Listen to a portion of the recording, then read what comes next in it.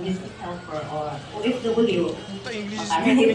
Ay, siyempre, downline ko yan eh. Puro lang kasi ang naipon ko. Why?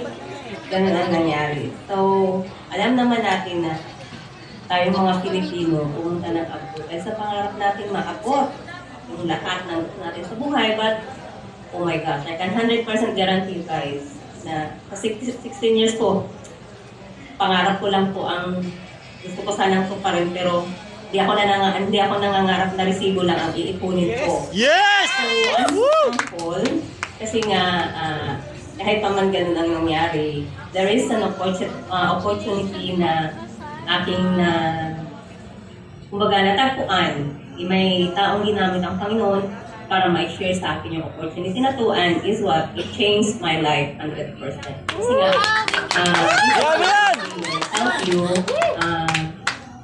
Magkaroon ka ng extra income na hindi naman nakakaabala sa trabaho mo being an OFW abroad. So, to my fellow OFW, rate ko kayo, ramdam ko ang hirap nyo, ramdam ko yung pagtitig-hati nyo kasi hindi nyo nakakasama yung mga mahal mo sa buhay, how many Christmas, how many birthdays, how many special occasion na wala tayo sa buhay nila dahil nga kumakain tayo sa abroad para sa ikaayos ang pamilya natin. But I can share you this opportunity na in-offer sa akin ng Elitista PH at ng Young Hustler in.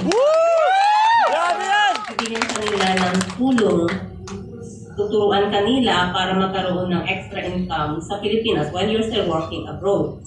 So this is a big opportunity sa lahat ng OFW na nangangarap na as soon as possible makasama yung pamilya kasi alam ko guys, in my experience, I have lots of experience na hindi natin inaasahan na mangyari sa buhay natin, most especially sa financial.